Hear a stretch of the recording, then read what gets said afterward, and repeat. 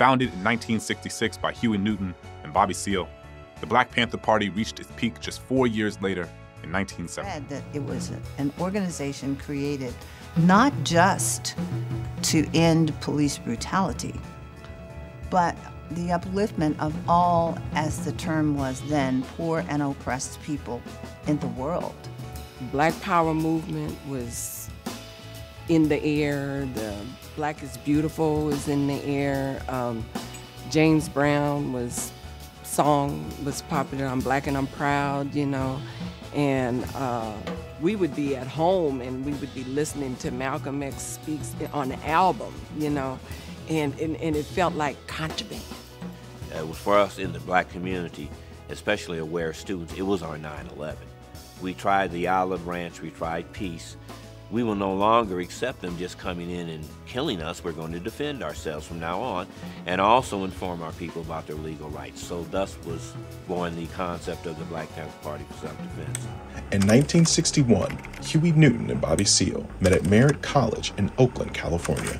In October 1966, they founded the Black Panther Party for Self-Defense in the aftermath of Malcolm X's assassination and the fatal shooting of an unarmed black teenager named Matthew Johnson by San Francisco police. The founders were inspired by the Marxist ideology. Bobby Seale said, "We don't hate nobody because of their color. We hate oppression." Together, they laid out the organization's core beliefs and goals in the 10-point program. This program demanded an immediate end to police brutality, access to land and housing, better job opportunities for Black people, and justice for all. The Black Panthers were part of the broader Black Power movement, which emphasized Black dignity, local empowerment, and unity in the fight for civil rights. In the months and years that followed, the party remained in the public eye as one of the most controversial activists. This brings us to the very first intense protest on our list, and that is the protest for the gun bill. In its early days, the Black Panthers were working to keep an eye out on the police in Black neighborhoods, not just in Oakland, but also in other various cities. They made headlines through armed patrols and protecting residents. One of the most famous incidents happened in May 1967. Black Panthers marched straight into the California State Assembly. They carried pistols, rifles, and shotguns, and wore berets, leather jackets, and dark glasses. Wait a minute. Wait a minute. Are we under arrest? Am I under arrest? Am I under arrest? Place him under arrest. Go ahead, brother. Am I under arrest? Take your hands off me if I'm not under arrest. They came to protest the Mulford Act. This bill was designed to put an end to the public carrying loaded weapons. It was a direct reaction to the Panthers' armed patrols. When they arrived, Reagan, who was in the early stages of his 8-year tenure as governor, was out on the Capitol's lawn, hosting a gathering of 8th graders. When the Panthers got there, Reagan was quickly ushered inside. The Panthers entered the building and made their way to the second-floor assembly chamber. Their plan was to read out loud Executive Mandate Number 1, a statement that expressed their opposition to the Mulford bill. However, they were denied entry, so they stepped back outside and read the statement on the front lawn. Reagan felt intimidated. He quickly signed the bill and even included a clause that banned anyone but law enforcement from bringing a loaded weapon into the Capitol. This prompted the police to arrest Seale and 5 other members. Although the protest was ineffective, the incident brought the Panthers straight into the spotlight. As the Panthers introduced a range of community programs and got involved in political initiatives, they became more and more popular. Most of their backing came from cities with large minority groups, such as New York, Los Angeles, Philadelphia, and Chicago. In 1967, the Black Panthers published their very own newspaper, which became a vital tool for communication, spreading awareness, and distributing information about the party's protest. The articles were used to spread the Black Panther Party's ideology and get more people to join their ranks. By 1968, they had around 2,000 members across the country. In about a year, the 4-page newspaper turned into an entire newspaper with more than 500 issues printed. It eventually was used to gather backing for party members who became political prisoners. Between 1968 and 1971, the Black Panther Party newspaper was one of the most widely distributed black publications in the United States. It reached over 300,000 readers every week. It cost just 25 cents, making it widely available for common folk. Every member of the party was expected to read the newspaper and know about its content before they could sell it. As its readership grew, the central hub for distribution was based in San Francisco, but the other distribution centers were also established in Seattle, New York, Los Angeles, Kansas, and Chicago. It is through these newspapers that we learned about some of the realities behind the protest that shaped the nation. Park Protest, also known as Bloody Thursday. This protest took place on May 15, 1969 in Berkeley, California. It was a vacant lot near UC Berkeley, which the university planned to use to expand, but didn't have the funds to do it. So, local residents and merchants started using the place as a public park and called it the Power to the People Park.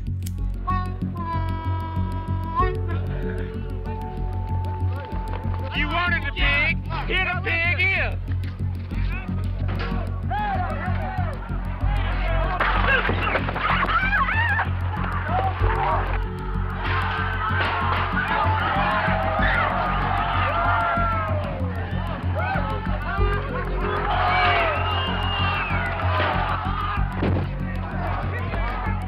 But when Earl Cheatt, Berkeley's vice chancellor at the time, decided to build a sports field on the site, tensions escalated.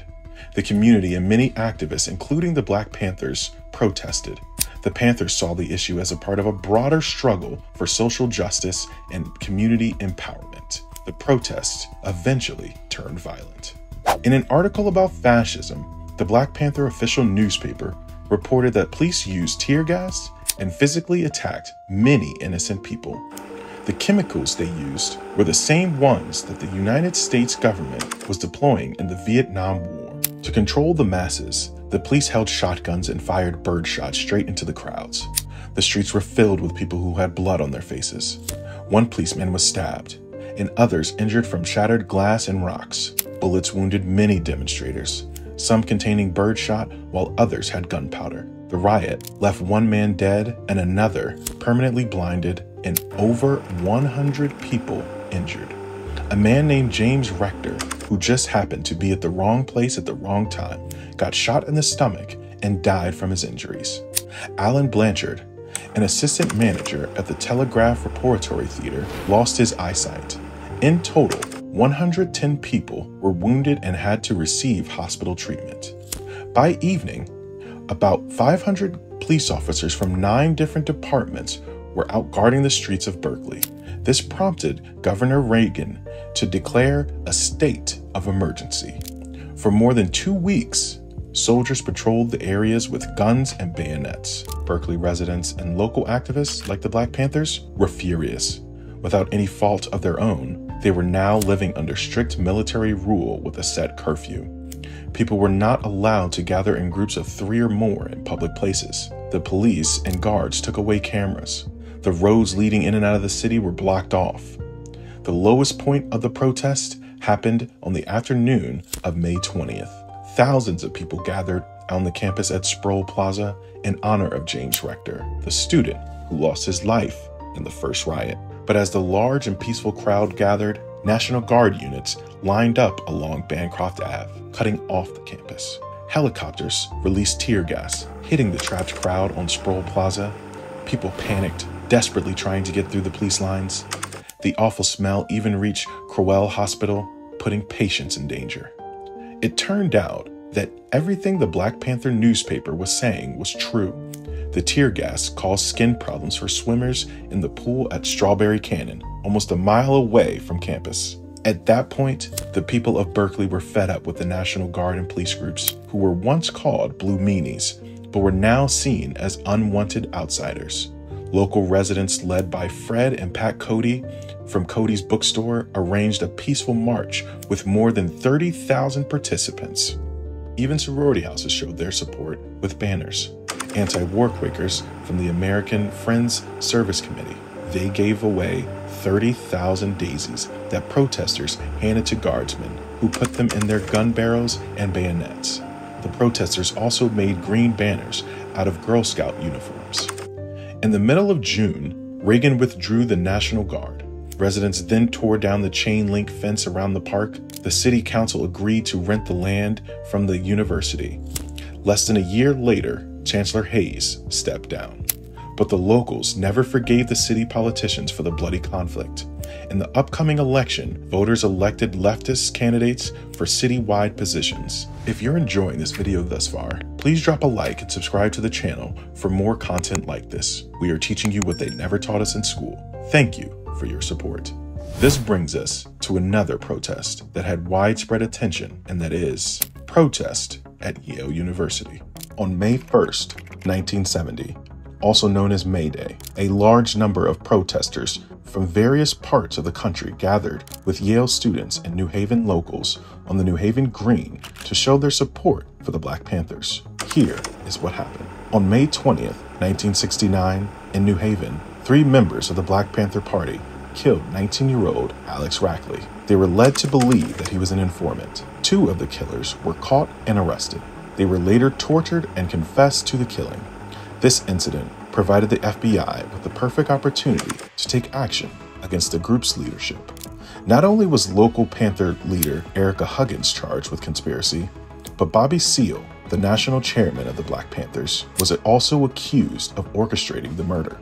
The Panthers urged supporters from all over the country to come to New Haven, including Yale, to protest the trials on May Day, 1970. On March 19th, National Panther Chief of Staff David Hillard made a speech to 2,000 students at the University of Connecticut. He said, "Not only will they burn buildings, but they will also take lives." He urged white students to join their cause, saying that if they wanted to break windows, harm a police officer, or burn the courthouse, they would be taking down the symbols of oppression. The FBI took note and warned the U.S. government of the upcoming revolts. On April 14th, a bunch of high school students who were denied entry into the courthouse had earlier chanted slogans inside the lobby, began stealing things from the Chapel Square Mall area. They smashed windows, got into fights with police, grabbed purses, and pushed a woman down onto the sidewalk. The next day in Cambridge, a crowd of 1,500 protesters gathered for a march at Harvard, only to discover that the gates along with their planned route were locked shut. This infuriated demonstrators, and the protest quickly turned violent. A total of 214 people ended up in the hospital, and the property damage amounted to $100,000. During the rally, Abby Hoffman, a leader of the Yuppies, declared that on May 1st, marchers would set fire to Yale. Former President Kingman Brewster collaborated with Panthers, activists, police, and city officials to prevent chaos and violence. Yale and local medical staff prepared health aid stations at Pearson College and churches in the local area. Panther leaders and Yale student groups condemned violence during the May Day rallies. On April 30th, 1970, 2,500 students gathered in Ingall's rink, advocating for Bobby Seale's release while trying to keep the peace. Some activists, especially white radicals, chanted, "Burn Yale," but black students shut down these calls. The main rally on the Green started with a morning press conference. The rest of the schedule included workshops on social issues, speeches by activists, and music performances. While black student leaders supported peaceful protests at Yale, New Haven's black community was more cautious. Since some of the leaders of the Black Panthers predicted that there would be violence, black students were looking to avoid that kind of disruption. Many white residents in New Haven were weary of the protest. They saw the Black Panther Party as dangerous radicals. But, despite some exceptions, the May Day protest mainly remained peaceful. About 15,000 people came to show their support for the Black Panthers. Student marshals tried to keep the peace and provide aid to those in need. After the protest, the arrested Panthers were released and activism at Yale continued to grow. The black student activists at the university achieved notable success later in their lives, becoming prominent lawyers, while others started working for previously white corporations. Shortly after the Yale protests came the biggest standoff against police brutality. The Black Panthers demanded decent employment opportunities, housing, and the end to police brutality so that black people could determine their destinies. This led to a major standoff in 1970 between the New Orleans Black Panther Party and various law enforcement agencies in the Desire housing projects. The Desire projects in New Orleans were a housing project in the 9th Ward. They were built in 1956 to provide housing for large Black families. But the infrastructure was crumbling even before it was made available to the public. The project was a mistake from the start. It was built on a dump, poorly done, and regularly flooded. But because Black families had nothing else to turn to, they had to use this housing project. The place was deplorable. Poverty was a serious issue. Homicide rates were among the highest in the city. Crime and drug abuse was a common problem. So it would make sense why so many people from the 9th Ward would support the Black Panthers. Governor John J. McKenneth was obviously against the Black Panthers and publicly vowed to not allow a Panther foothold in his state. Despite the governor's threat, the Panthers remained dedicated to their cause. They organized political education classes, provided free sickle cell screenings, and ran breakfast programs for the community. Local Panther chapters, often led by women, organized breakfast programs for 20,000 children every day, as well as free food programs for the elderly and impoverished families. After the Black Panthers came, murder and crime rates dropped.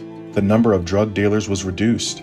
Witnesses who lived through that period stated that this became the safest time in the 9th Ward. Panthers supported local transport, clothing distribution, and legal aid offices. These activities directly helped low-income communities and garnered support for the Panthers. It wasn't just what the Panthers did that drew people to them, but what they stopped. They stopped drugs. One of the witnesses who lived in the Desire area stated that Black Panthers would do morning and evening patrols to make sure drug dealers kept away from the residents. It was at this time when people were proud of being Black. It was almost like an honor to be a part of this community. Among many of their initiatives was to push for prison reform and set up freedom schools across different cities. Around 50% of the Panthers members were women, many of whom held prominent positions. But the local authorities had different ideas. The mainstream media used stories of drug abuse and violence to paint a bad picture of Desire. These stories would keep outsiders away and in fear of the community. But if you spoke to someone who lived within the confines of Desire, you would hear a completely different story. Black people said they were living their best with the cards they were dealt. They had a couple of Black-owned businesses. They were small, but they worked. They organized activities such as football games and skating. So when the city decided to ignore the needs of Desire, Desire was taking care of itself. Soon, the Black Panther Party became a high priority to infiltrate, mainly because they had a bad reputation. But why focus on a party that works with the community instead of opposing groups like the KKK when they are known for lynching and committing brutal hate crimes? It was simple. The Black Panthers were Black, and they attacked policemen. The KKK didn't. So they would send undercover officers to infiltrate the Panthers. At 8:30 a.m. on September 15th, a huge police force stormed the Panthers' headquarters in New Orleans. They riddled the place with bullets and kept firing constantly, not caring for any women or children who were staying inside. Surprisingly, no one was injured in the building, even though the police force fired more than 30,000 rounds of bullets. The gunfight lasted for 20 minutes. One person died, a man who was not affiliated with the Panthers. Police shot him in the front of the store. You had a right to defend your family, and you had a right to defend your honor as a human being, said Malik Rahim, one of the survivors of the standoff.